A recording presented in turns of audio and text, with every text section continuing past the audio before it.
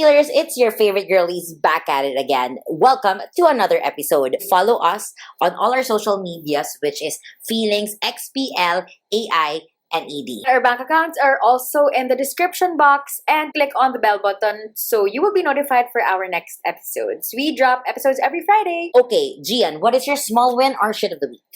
I have a win. So, lately, I'm in my sandwich era again. Wow. Wow. Tapos, nai-inspire talaga akong gumawa ng mga sandwich kapag meron akong avocado. Oh, how? So, yeah. So, sino ba nagdala? Si Mother ata. Binigyan niya ako ng avocado recently. And so, I'm able to, whip up some delicious sandwiches. Tapos may prosciutto pa, o diba? Ang bongga. Girl, She's fancy. Flew from Milan, girl. I have been loving the, pag init-init ang mga tinapay, gano'n. Yun ang aking win for this week. How about you? Ang shit ko ay itong weather. It's a shit weather. Nag-uusap kami kanina ng office mate ko. Paglabas pa lang daw niya ng sasakyan, para daw siya nasa oven, which is true. Grabe yung init na to. So, feelers, don't forget to drink your water. Yeah. Grabe, hindi siya nakakatuwa. As in, mamamatay tayong lahat sa init na to. Totoo. Papakabait na ako. Ito yung feeling ng impyerno. Hindi na siya normal. And I know, guys, hindi din naman to kasalanan lang bigla ng, ng mundo. Kasalanan din natin to, diba? So, yes. Let's be, better people from now on. Wow. Yeah, let's take care of the environment. Akala mo naman talaga, no? Pero, yeah, at least it's a good reminder. And please remind me of the episode today. The things we learned from mom and dad. So, it's a looking back episode. Ish, yeah, yes, ish. Totoo. Yes. Sa mga learnings, sa mga napulot. This is for you, mom and dad. Oh, Happy Mother's Day! Happy Mother's Day! This show is brought to you by Pat and Gian's Blood, Sweat, and Tears. Let's set the stage first. How do you see or perceive your parents? Ngayon na nasa adult stage ka na, Okay. medyo nag-heal-heal na tayo, ganyan. Kamusta na?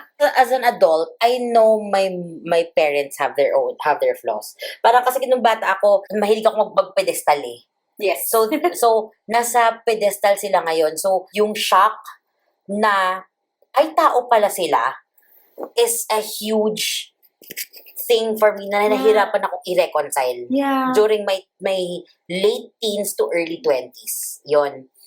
So, ngayong kikilala ko na sila sa ganitong estado. Wow. Ang lalim na estado. Lalim? Oo. Panitikan. With a TikTok accent. Hindi mo nagsisimula. Hindi mo nagsisimula. Okay. May sort of softness and grounded na ako sa mga expectations ko when it comes to them. Like, there's no prejudice or anything, but it's just that they're doing their best with what they have and with what they know. Alam mo yun? And palagi ko sinasabi na palagi ko nire-remind yung sarili ko na I can't expect na kung paano ko naiintindihan yung mundo, ganun nila naiintindihan din yung mundo. Okay. Even if i-remind ko sila na, hey, hindi tama yan. Hindi nila naiintindihan eh. At saka, hindi ko alam kung, and feeling ko na lang naman din, it's because of age and the stress levels na hinahandle nila, na wala na silang bandwidth to expand pa. And to unlearn decades of decisions and choices and habits. Yes. Diba? That's so nice. Yeah, that's perfectly said. Wow. That's perfectly said. My God. Ikaw? Eloquence. I agree. Super, I agree. At gusto ko yung sinabi mo na parang reconciliation of the fact na tao rin ang mga magulang natin, di ba? Ako, I think I've seen kasi ngayon, my mom is here, my dad no longer here, di ba? So, parang mas na-humanize na talaga siya. Yeah. Actually, very human na talaga sila sa akin. Simula nung umuwi yung dad ko from abroad. Kasi for a while, I think mga 4 years na he was not living with us. Like, kasi nga, he has to work as an OFW. Yeah. Nung bata kami. During those times, parang daddy's girl nga ako. So, yun yung pagkakakilala ko sa daddy ko na close kami, ganyan. Over time, alam mo yung parang nabaliktad lahat. In terms of like the relationship, may shift talaga nung from kabataan to adulthood. Lalo Yeah. na puberty. Kasi yung dad ko, meron siyang, he has this rigidness and strictness na pinatupad talaga sa amin, sa pamilya namin. So, he's like that. But I think sobrang dami ko natutunan, which we will touch on later. Yeah. But in terms of like my perception of them, very clear sa akin nung college pa lang tayo na, I'm not really super aligned with how they think. Yeah. Parang, or yung mga beliefs nila, hindi talaga siya sobrang match with how I think or how I saw the world. Maybe just like you din, di ba? May ano talaga, may disparity or difference, like a big difference between our beliefs. Pero again, yun, sila din, kasi galing sila sa ganung environment, galing sila sa ganyan. So, gets ko. Ako ang perception ko dati is, di ba pag family, you move as one, you're a team, you are unity, gano'n. Yung, as in, iisa kayo na tinatahak yung mundo. Parang akala ko ganun. Apparently, you really are your own person because of the, the circumstances na you're in, you're surrounded by, ganyan. Nag-iiba talaga. Parang hindi pwedeng copycat ka lang na magulang mo. I think nung bata-bata lang talaga ako, dun ko lang siguro naisip na hindi pa nga pedestal meron lang akong takot dati. Yeah. Parang ganon. Yun yung label to the feeling na I fear. Parang I fear them because for me, I am just a baby girl and they are my leaders. Ganon. Yeah. Yung positioning kasi ng daddy ko nga is like that. He's like the leader. Yun, na parang he's the master of all things. So, okay, I'm just a follower. I'm an obedient follower of this family. Ganon. Tapos yung mommy ko, kita ko na she is really just, she's the side, hindi man side, whatever, but supporter siya nun. Parang siya yung assistant president. Vice president. Yun siya. Siya ang VP. Tatay ko ay president, nanay ko ay VP. Kami ay constituent. Constituents. Wala man lang secretary, PRO. Hindi kami part ng officer list nila. We are just mere commoners.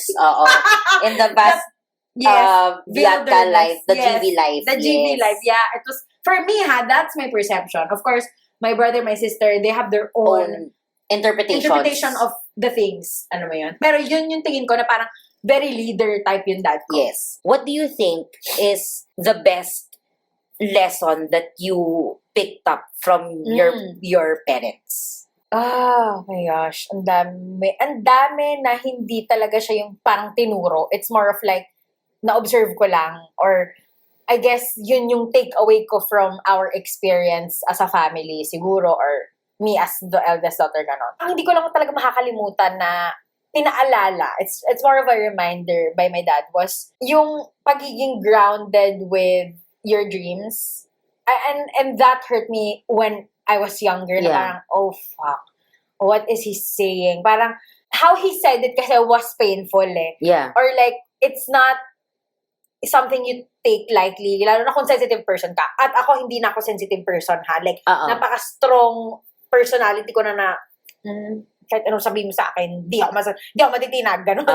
Ganun akong, parang, hindi fasad gano'n na talaga ako, yun ako.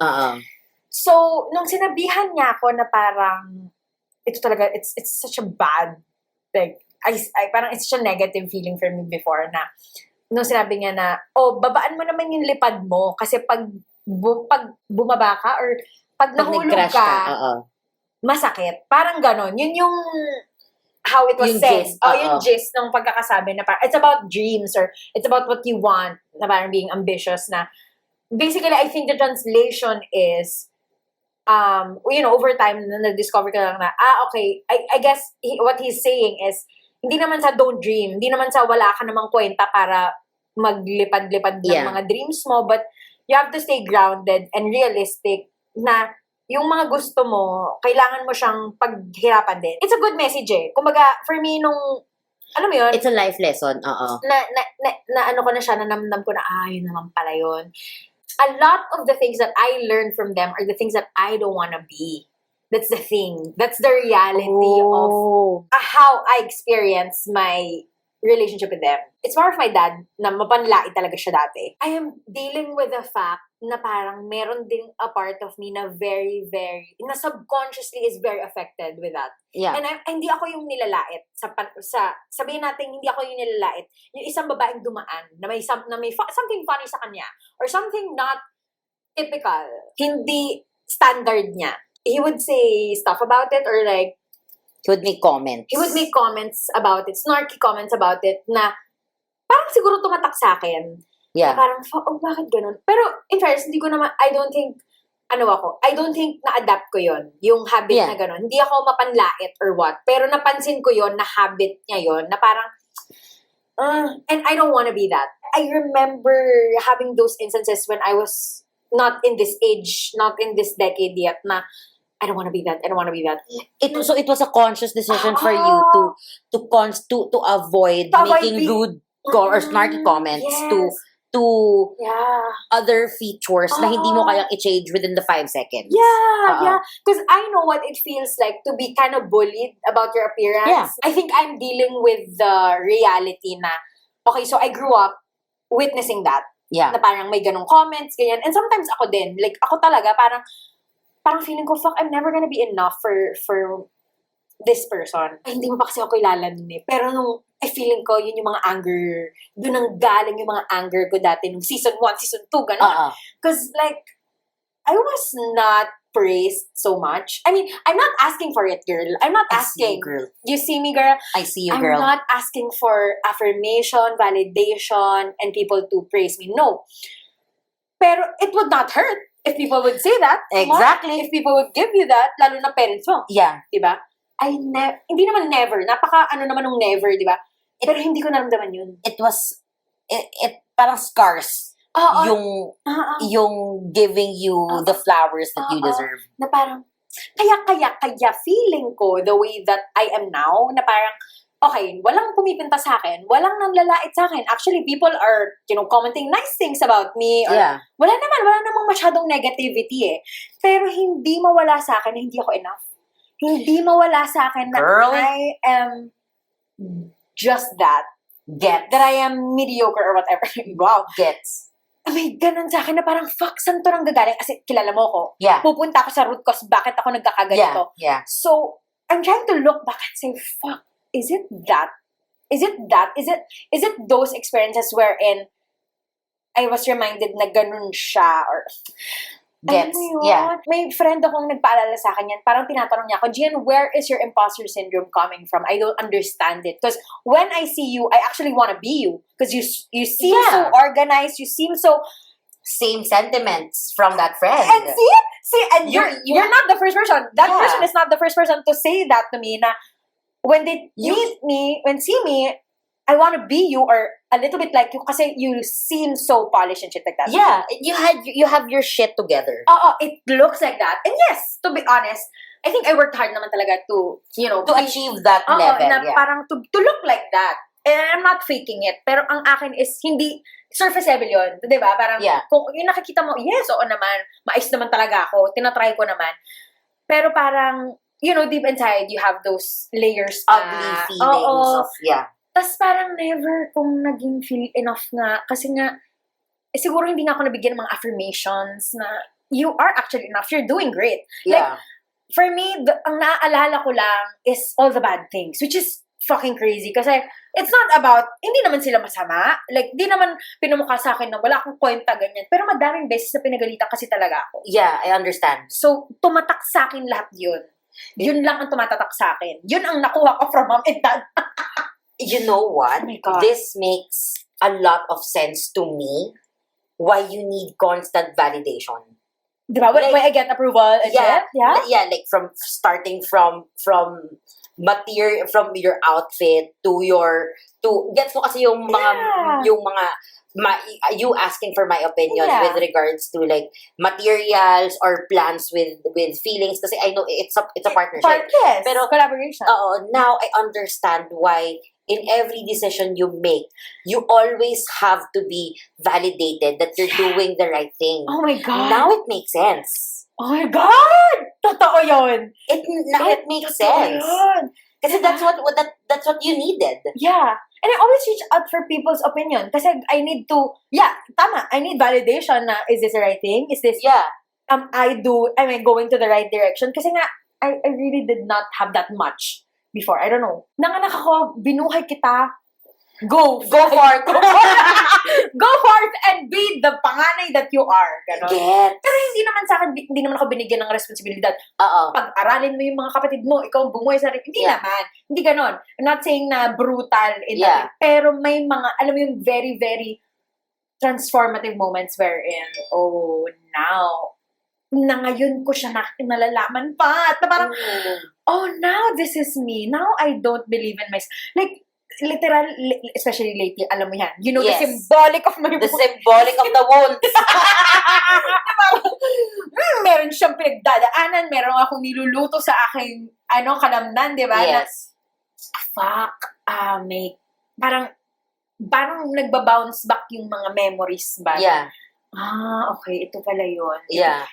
And also, sorry, about my body image. Oh, God. I feel you with the body image. I know it's not the fucking topic, but parents have something to say about that. Amen. And they have pointed out all the ugly and shit. So, Alam mo, ito ha. I cannot. Totoo.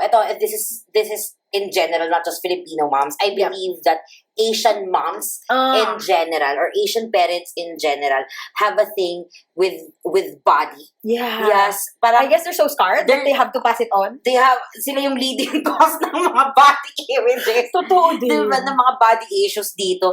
Kasi, I'm so happy kung hindi ganun ang experience ng iba. Oo, nung ibang Asian. Pero ako, napapansin ko lang, majority. Oo. Kasi, But Persian features pa yan. Asian features.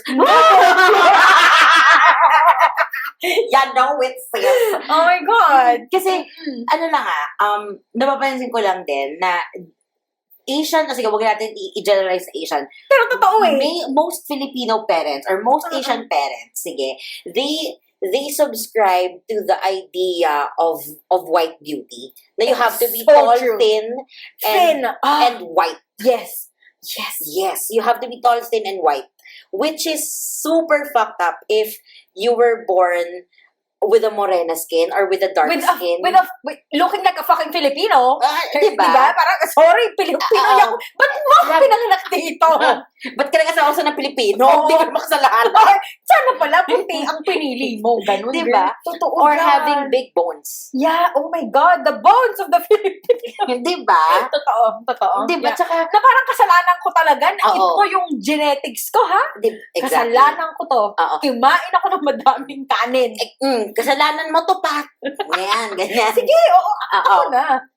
But I feel you. I see you, girl. I see you. You vibe it? You understand the validation? I understand the validation. And you know me na hindi naman ako people pleaser per Yes. se, di ba? Oo. Pero kailangan kong marinig na, check. Parang ganun. Yes. Parehas tayo ng constant need of validation because ako, yung natutunan ko kasi sa parents ko in terms of observation, yung mom ko kasi she's very cutthroat Yeah. when it comes to things, especially to her business. Diba? Yes. Minsan yung pagiging cutthroat na yon, in some cases, nadadala niya sa amin. Yeah. Diba? Kasi of course, Sa mga anak. Diba? So, I'm not saying that she's a bad mom. She's not. She's doing her best. And I love her for it. Pero may mga times lang talaga na she would make comments talaga. Like, let's say, with a body image. I thought I was fat and big nung high school ako kasi my waistline was 24 and meron akong isang tita, I will not say names kung sino, na sinasabi niya, nung 24 ako or nung sa gantong age na to, yung size ko is 23, 24. So I thought na at high school, the waistline of a preteen should not be 24. Mga ilan tao ka ba nun? 12, gano'n? 13, 14? As in teenage. Teenager. So, it was so fucked up. College, I remember, I had this idea of Wait lang, this is question so sick. lang. Nung sinabi sa'yo ni Tita yun, parang it's more of a matter of fact. Like, It's a matter of fact. Na parang, I'm like this, Yes. and you're not. Yes. Okay, get. Basta the constant, The usual titas talaga. Oo. Oh my God. at saka constant I don't yung parang wanna be a sabihin na tumataba ka, ang taba mo. Diet ka, mag-iingat sa nakain mo. Ganon. I understand naman yung where they're coming from. Masyado ngayon as an adult. Pero na, I think it's out of vanity, girl eh. It's not about being, oh my gosh, I'm so scared for your fucking heart rate or what, BP, ganyan. Ito, yung kay mother, I don't know. nagigets ko kasi si daddy is diabetic. Okay. And okay. I have a sweet tooth. Yep. I have a sweet tooth. And I love, comfort food ko, kanin. yun talaga yun. So, nagigets ko minsan kung saan siya nanggagaling. Basta lang ngayon, with this size, and with the way I eat, I understand where the concerns are coming from, especially to friends, to family. I understand. Yeah, you know it. I know it by heart, by my soul, hanggang sa pinakamaliit kong kuko. Alam mo yun? Kabisado ko siya. Sa brain Oo. cells. So nung bata ako, nung naririnig ko yun, hindi ko siya pinapansin, but there was the idea na parang, oh, I'm fat. To the point na when I reached college, every time and this is a trigger warning, feeders, every time I feel so full, I would go to the bathroom. Pipilitin ko talagang mag-vomit. Yeah. So it was, and then I realized na, oh, it's a bad thing pala. Yep. It's a bad thing pala. So, ako hindi ko alam if I suffer body dysmorphia up until now. But, ngayon, sa feeling ko naman, I'm improving with kung ano yung current mindset ko before. So, yun. Ako din yung parents ko din, especially my mom, kasi she's a very strong woman eh. Yeah. And she was very cutthroat. Ngayon, careful ako kung paano akong magsalita. Sa kanya? Sa mga tao. Sa mga tao. Kaya, it's always parang ang bait pakinggan. Yes. Because, ayokong misunderstand ako. And the way she spoke with some people, I feel like parang too much. Kahit feeling ko naman siguro hindi too much. Siguro authoritative lang. So, yes, I have authority issues. Yun po talaga yun. Totoo yun, though. I have authority issues, diba? And the people pleasing comes with that idea na napapagalitan kasi ako kasi hindi ko ginagawa yung gusto nila. So, the easiest thing to do was, I will do what you want. To be the most obedient biatch. Para tapos na yung usapan. So, para wala kang masabi. Para wala nang masabi, okay, sige, sige, yan. Pero pasaway pa rin po ako. You can fact check that with my family members. Pasaway pa din ako. Pero diba, parang as much as possible, sige, i-compromise ko na lahat ng paniniwala ko, matapos lang to. Parang ganon. Gets ko yan. And there was also that kaba factor eh. With oh my God, I'm telling my mental health issues now. There's also that kaba factor na pag may kakausapin ako any authoritative figure, there's always that kaba, that anxiety, na meron akong ginawang mali. Kahit wala. And some people do experience that. Like, diba?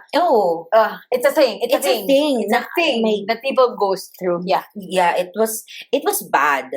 Pero so you think that anxiety that you're experiencing now as an adult, nanggaling yan doon sa noon? Yeah, for sure. Talaga, nag-stem siya from the upbringing? Oo, kasi bata pala ako, naramdaman ko na siya. Okay. Yeah.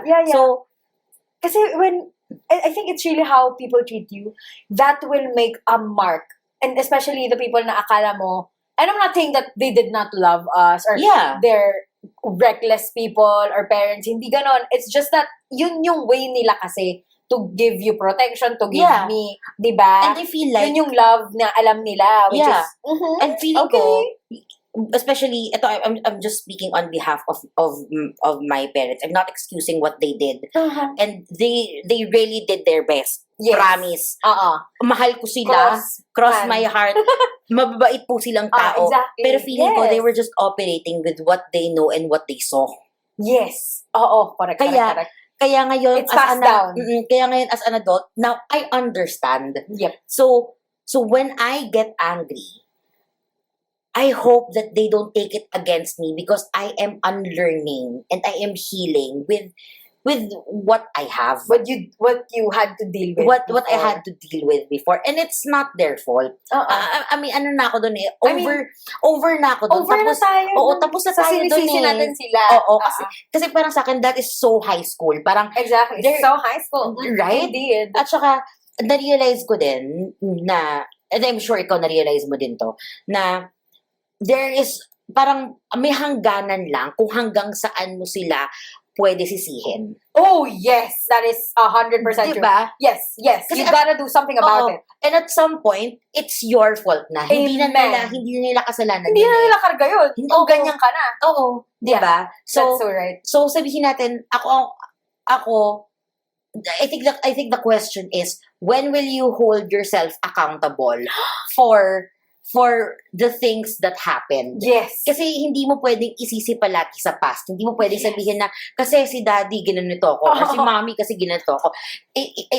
Oh yeah, okay, yes, it happened. But, what are you gonna do with that? What are you gonna do with that? Kung hinayaan mo siyang mag-fester ng ganyan, hindi na nakasalanan ng magulang mo na hinayaan mag-fester. Oo, totoo yan. My God, that is key. If there's anything that you wanna take away from this conversation, that is it. Kasi I think it's so easy to, sobrang totoo yan It's easy to paint your parents the villains. Yes. Oh my God. Yes, that's true. And they could be villains. Like, I don't know. For me, I used to really think that my dad was the villain. Yeah. Like, legit. And it took me hindi naman so long, pero it took me a while na parang to make peace with, okay, this is my dad. Okay na.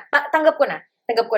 And I'm not bad-mouthing dahil wala siya or whatever, ha? Yeah. Like, it's really the honest truth na parang I dealt with so much emotion, so much baggage nung bata ako, lalo na nung pre-college, college. Yeah. My God, yun yung pinaka parang unprocessed emotions na I think season 1, season 2 was able to help me heal with. Diba? Yeah. Yun yung beauty nung podcast talaga, na natulungan talaga niya akong makilala din yung sarili ko in that way. Yeah. At talagang, wala. Tapos sa akin yung issue. Walang issue ngayon. Parang, it's over. When I speak about it, it's over. Parang ganun na siya, di ba? Yeah. So with that also, parang, there has to be a certain level of forgiveness. And to what you were saying kanina na, at some point, you gotta let it go. You have to take on that accountability and work on whatever it is that you're dealt with. At patawarin ang magulang. Kasi parang, hindi pwedeng sila lang. Alam mo yun? Unless talaga may ginawa silang krimen sa'yo. Oo. Iba yun. Ibang usapan yun. Pero yung mga ganitong, yung mga masasakit na salitang nasabi, mga ganun pinamukasa yung... yung mga hindi, yung mga unconscious decisions, forgive them for not knowing anything better. Amen to that. And that, for me, as I guess for you too, will set you free. Huh? Yeah. Diba? Yeah. It will release the pain. Yeah. Parang, oh my God, I fucking hate you. Diba? Kasi nung bata ka, ang sarap namin nung galit eh. Yeah. Kasi lang alam mo eh, hindi mo pa siya nahihil, wala ka pa sa healing stage. Kinikim mo pa siya. Parang, may karapatan, entitled ka pa na magalit kasi, alam mo yun, parang, sinaktan nila ako eh. Alam mo yun? Yeah. Parang, medyo sampal ako dun sa katotohanan eh. Yung mga gano'n. Pero at some point, totoo yan, you really gotta let it go. Yeah. Let go and take it as your own, then do something with that fucking pain and deal with it. Yeah.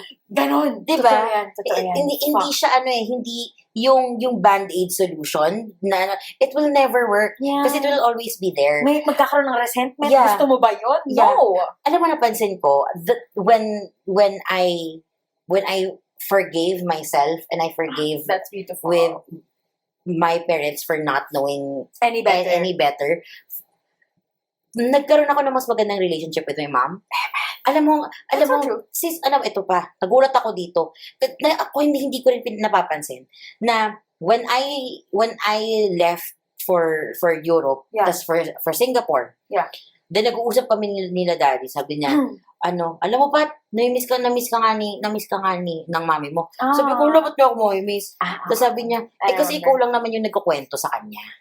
And then I realized, nagkukwento ba ako? Tapos, na-realize ko na, ay, oo nga, I tell her about my day, which I never do. Yeah, I never do when I was in high school, when I was in college. I Hindi never, nakaka-open. oo, na parang kunyari sabi, o kamusta, ano wala, nag-ano lang kami, nag-rehearse lang kami. Ganun lang. Tapos ngayon, I tell her about what happens in the office, I tell her what happens during our recordings. Alam mo yun, nakakachikahan ko na siya, and it's so freeing. It's so healing to humanize your parents. So, actually, swerte nga din tayo na may ganun. Kasi, I don't think a lot of Filipino parents have that kind of relationship with their kids. Yeah, for sure. Hindi lahat, di talaga lahat. Oo. Kahit ano pang estado mo sa boy, feeling ko, depende talaga din how you guys, may yung dynamic ng family. Oh my gosh. Yun. Palagi natin nakikita sa in pop culture na yung mga parents natin na especially our moms, nagagalit sila pag naiiwan mo yung Tupperware. Yes. Ikaw ba, at this day, kasi syempre naman tayo, hindi naman natin naiintindihan yun eh. Na kasi may kaakibat na pera, pero minsan naman talaga, take out lang talaga na Tupperware lang yung yung baunan mo, microwavable lang naman talaga. Hindi yung lock and lock. Hindi yung lock and lock. Pero ngayon ba nagigets mo na yung level of inis nila, yung importance na yun? Kasi para tayo, never naman natin siya nagets eh. Actually, ngayon I get the importance for sure. Like, yes. Though, hindi ko kasi talaga na-experience masyado yung nawawalan ako ng Tupperware. So, hindi ako makarelate sa level na, pero I understand the importance of Tupperwares. And, like, even if I'm not a parent, gets ko siya na parang, importante siya. Yeah. I think it's an essence of being a Filipino mom or a Filipino parent na iuwi mo yun. Iuwi mo yung mga totoo yun talaga. Totoo siya. It's very Filipino core household. Yeah, Filipino core household. Yes, totoo. Ngayon, ngayon actually, kaya din ako very fired up sa episode na to. Kasi yung mga things na hindi nag-make sense sa akin, yung mga advice nila, yung mga pag pinapagalitan nila ako, yung mga mas lalo yung sinasabi na, ano hindi mga nag-make sense sa'yo? Nung bata ako. Like, yung kunyari, naalala ko dati, I think I was 8 years old. Merong isang Amerikano kaming customer na ang pangalan niya ay Joe. Naregaluhan niya ako ng 500 pesos na crispy bills. At saka crispy bills? Oo, as in yung malutong. Bagong crispy bills. So, 500? 500. Tapos isang science book about planets. And I love Joe. Ang sabi niya sa akin, kailangan mong ipunin yan. Mag-ipon ka. Starting nung binibigyan nila ako ng baon na 50 pesos, ng 20 pesos, magtabi ka ng pera. Ngayon nag-make sense na siya kasi palagi sabi, anak mahirap ang buhay. Pero in English kasi Amerikano siya or Filipino? Hindi, si mother. Okay. Si Joe lang ay isang character. Ano lang siya, plot device. Yes. Yan. Okay. Yes. So, si mother palagi yung sinasabi na, anak mahirap ang buhay. That's amazing. Kailangan mo natin magtipid. Kailangan natin magganito. So, ngayon nag-make sense na siya sa akin na, money doesn't really grow on trees. Hindi mo lang siya... Wait, kailan nag-sink in? College or no? Bata pa? Kasi nung college ako, humihingi pa rin ako ng baon eh. Okay. I mean, nagigets ko na yung importance ng money at kailangan ko mag-save. Pero hindi siya yung super nag-sink in sa akin. Nung ako, nag-sink in siya, nung nagtatrabaho na talaga ako na, mahirap, at saka hindi pa ako graduate ito mahirap kumita ng pera. Oo, yes. So, nagigets ko yung nanay ko na, kasi mother nakitera din kasi siya before eh. Nagigets ko yung nanay ko na kung paano siya maghirap para lang kumita ng pera at magpakain kami at pag-aral kami lahat sa private school. And I salute her for that. Amen. My gosh. Ang galing nga nila. Ang galing nila. Talaga. Ang galing nila. Wow. Diba? Diyos ko, pag binigyan mo ko ng anak kayo, ko ipapasok yun. Diba? Sabi na yung kakala ako pambayad. Makisit-in ka. Hindi ka enrolled, pero pumasok ka doon. Hiramin mo yung uniform ng kaibigan mo. Use your face card. My God! If there's a lesson that you wish they told you, but they did not, is there something that you wish your parents told you? My parents are very conservative. And this is the first, siguro, pwede kong example. Okay. They never gave us the talk. That you talk. know, That the talk. birds and the bees talk. Okay, Yan. yes. They never gave it to us. So, and I remember I had this awkward conversation with my dad na parang sabi ko, paano mo ng baby? Tapos sabi niya lang sa akin, merong mating. Ano yung mating? Sabi ko. Tapos sabi niya, basta mating. Yun na yun. And that was it. And I remember, hindi niya ako matignan, as in, nakaganyan lang siya. Tapos sabi niya, may mating. Ganon. Ang cute-cute niya, di ba? Never niya ako, as in, so hanggang dun lang. Wala So, nang elaboration. di ba? So, I had to learn it with kung ano yung syempre nakikita ko sa TV. 'Di ba? Kung ano yung meron na available resources sa akin na for sure na ayaw nilang malaman ko. Okay. Alam mo 'yon? So, I had to learn it with friends kasi correct. pinag-uusapan. Totoo. Kung ano lang nakita mo sa surroundings or what. So wait, do you really want to hear that from them? No. Yeah. Okay. As in, I would rather, gusto mo talaga? yeah, I would Okay. rather hear it from them than hear it to some stranger. Yeah. Kasi ako, I remember high school ako noon. May idea na ako about the birds and the bees. Pero to have an old man ask me if I was a virgin was weird. And that's that huge pedophile. Yeah. Naalala ko my mom was so angry at that. Si geriatric bitch. Geriatric bitch. Siguro, hindi pala ako high school noon. Siguro mga nasa grade 5. May idea na ako na parang, pag in order to have babies, you have to make love. Yun lang yung alam ko. Okay, But pero hindi mo alam yung I don't making know love. I don't know the idea of like making love, how to make love. I don't know from The point A to reproduction. point B. Other than that, the idea of sex in general. Safe sex, Yeah, wala. So parang Wala.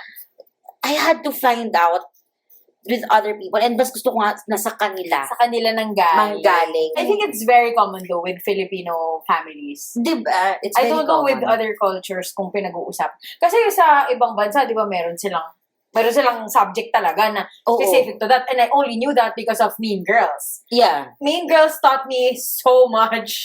Diba? It's my all-time favorite. Kasi Oo.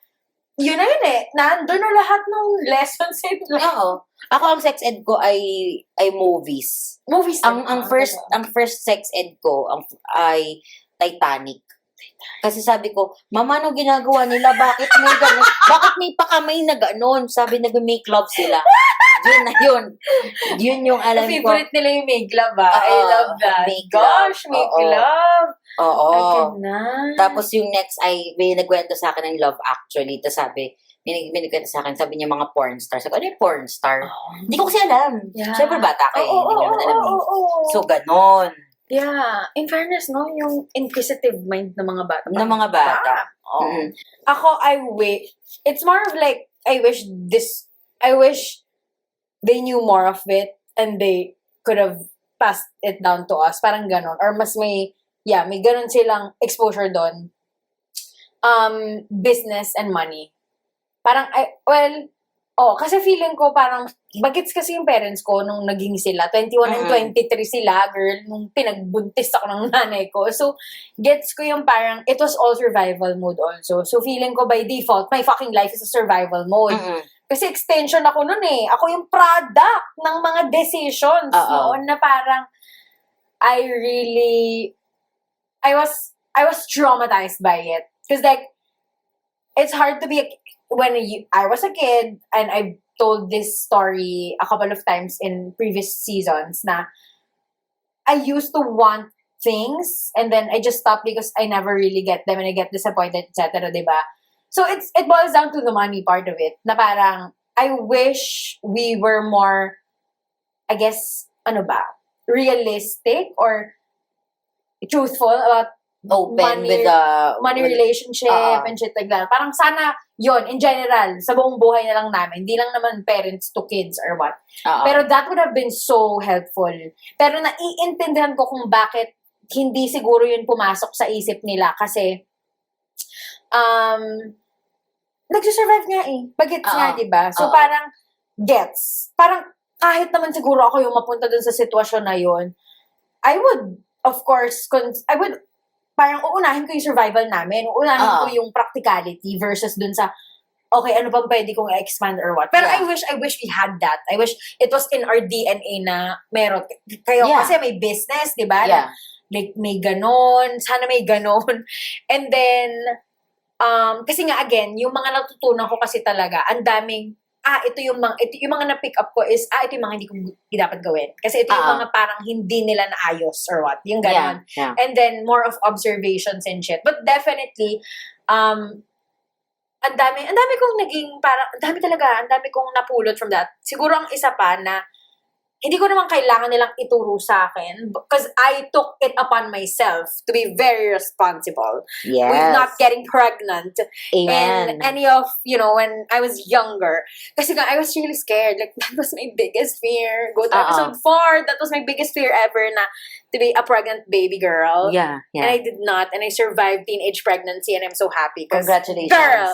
Yes. But right now, I feel like a teenager. So, hindi ko alam kung talagang na-survive ko na ba siya. Yeah. Oh, and also, ito mga alam mo yung parang, ito yung wish ko na, sana ganito sila. It's more of like that eh. Hindi yung mga dapat ituro nila. Sana ganito sila. I wish if gusto nila kaming maging fit and toned and perfect, like a white woman or whatever, I wish they showed us how to be that. Like, I wish I saw an example of them working out, walk the talk, bitch, yun ang akin. Na parang, I never saw my parents work out. Actually, nag-tennis naman ata sila, ganyan. Pero I never saw any consistency there. So, how am I supposed to adapt a lifestyle na gusto nilang ipinamukhang, ang tamad mo, ba't di ka gumagano? Gets mo? Yung parang, bro, look in the mirror first before telling your doctor. Gets. Pero ito yung mga bagay na sinasabi mo kanina na ikaw na gumawa ng paraan yan. Hindi pwedeng isisi mo sa kanila na nagso-survive nga sila. Diba? Gets. May ganun eh. Naiintindihan ko. Alam mo yung ganyan ko? Yung making promises. Oh, are they like that? Like they make promises? Naalala ko to eh. Kaya significant sa akin yung college ako na nakanood sila ng show. Nakanood sila ng show. Kaya very important siya sa akin. Na up until graduate ako, affected ako. Pag either late sila o hindi, feeling ko hindi sila dadating. Kasi yung mom ko, either hindi siya a-attend o late siya, o kaya walang a-attend. Yeah. Kasi, inuuna nila yung business and I understand. So, ako, as much as possible, when I make a promise, you fulfill it. I will try my best to fulfill it. Yun nga lang talaga, the forgetfulness sometimes interrupts. Pero, correct. As much as possible, pag sinabi ko na, sige, pupunta ako, gagawa ko talaga ng paraan na, sige, pupunta. Oo. Kaya, di ba, ako palagi sabihin ko, sige, tatry ko. Kasi ayokong, ang pangit kasi ng feeling. Oo, ang pangit kasi ng feeling. Oo. Di ba? Kaya, but I admire my mom for her sacrifice. And also my dad. Girl, yeah. Oo. Yeah. Si Pilo, tahimik lang yun, pero bait naman yun. yun. So, he looks so sweet and nice and all that. So, salute talaga. To wrap this beautiful and invigorating episode. Wow! We're words right now. Okay. Where do we go from here? Ako ay magiging mabuting magulang. Wow. Ako I guess, I'm just so happy with how this turned out. Na parang, and also yung learnings din talaga nakuha natin from them. Whether it was acquired because it was passed down to us or because we observed so much and all that. Learnings are learnings. At kinukuha ko na lang silang lahat. At alam mo yun, parang meron lang akong Rolodex of all the things na, that's what I want to adapt. That's what I don't want to do with my kids and all that. Madaming mental notes here na, that's not what you should do, ganyan-ganyan. Yeah. Give more affirmations, ganyan. Sana. Yeah. Pero naiintindihan ko na hindi ko siya kayang gawing perfectly. I have to make peace with the fact that when the time comes that I am the parent, probably my kid will fucking hate me because this bitch is Midge. It's such a Midge thing for me. Yeah. Oh my God. Okay. Mrs. Marvelous Miss. Ano? The Marvelous Mrs. Maisel. Reference.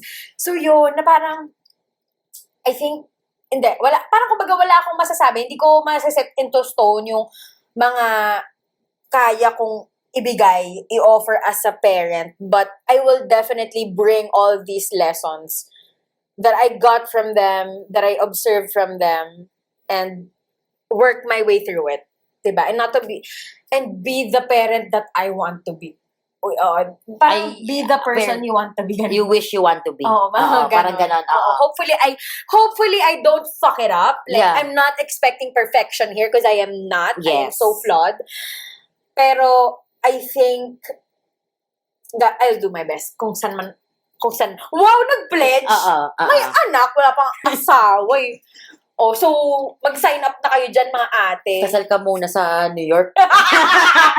May civil wedding pa akong gagawin. And yun, that's where I'm going. How about you? Where do you go from here? Ako to quote Midge, dahil nga na tayo kay Midge, the marvelous Mrs. Maisel, in one of her bits, sabi niya, I think my kids will talk about me to their therapist.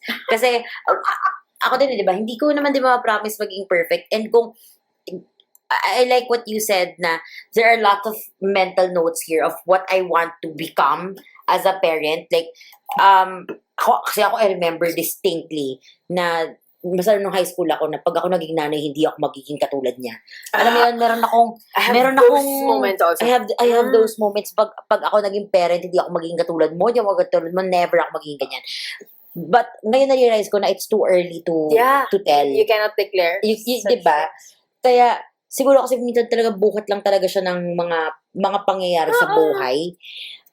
Twist and turns eh. So, ako din, I will try my best. Kung ano man yung na-acquire ko sa kanila, regardless kung intentional or unintentional nilang naipasa sa akin, edi, sige, let's take that. Yeah. Let's take that into account and then we move from there. Sana lang, hindi ko makalimutan itong mga lessons na to because I don't want it to bite me back. Exactly. I don't want to bite it back to me in the ass na paglaki ko, pag lumaki na yung anak ko, biglang sabihin niya sa akin naman, hurt ako sa ginawa mo sa akin dito, naalala mo ba? Yaka. Yeah. That was a hard conversation to have with my mom. Yeah, diba? My God. Tapos the fact na hindi niya naalala na nangyari, masakit yun, and ayokong mangyari din yun, na magkaroon din kami. I know hindi ma-avoid yung mga ganung bagay eh. Hindi mo siya ma-avoid.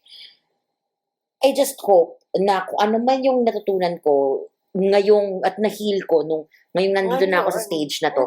Sana baon ko pa din siya when the time comes. Yes. Kung ipa-permit man sa akin ni Lord. Kung bibigyan man tayo ng offsprings. Yes. Bigla lang ako nagkaroon ng moment, Eureka moment. Yung mga nangyari sa atin, pwede talaga siyang may impact, pero hindi talaga pwedeng isisi mo siya eh. Alam mo yun? Basically, gets. Hindi mo siya, nangyari siya, pero hindi mo siya pwede isisi. I-recognize mo siya, pero hindi, that's not the end all be all because nangyari siya. Parang pwede kang gawin to make it better for the next generation or whatsoever. Parang gano'n. Feeling ko naman din, pag kunyari, yung mga unintentional moments, tapos pinag-fester mo, I think din na sinensationalize mo na siya pagdating mo ng adult years. Like, kunyari, you're in your 30s, tapos parang, alam mo, hindi ko naman sinasabi na hindi ko generalize lahat, ha? Kasi there are issues. Ako, I have abandonment issues. Pero like, yung mga hindi naman siguro nila sinasadya. Minsan, kailangan lang natin sila patawarin. Kung nagkaroon ka ng issues doon, I'm sorry that it happened to you. Pero, we have to work through it. Correct. And not let it, parang huwag kang pakain. Totoo. And kung kaya magkaroon ng conversation with the parent, then great. But if not, then deal with it as you can. Yeah. How you can. How you can. With what you have. Yeah. It's hard. It's tough. Yeah. Forgive your parents. Forgive your parents for not having that bandwidth. Yeah. And with that, we are now closing this episode. This has been Gia. And this has been Pat. This is a reminder na again, we are not your parents. You are not your parents. We are the things that your parents told you about. Charing. Wala. Sige, basta. Bye.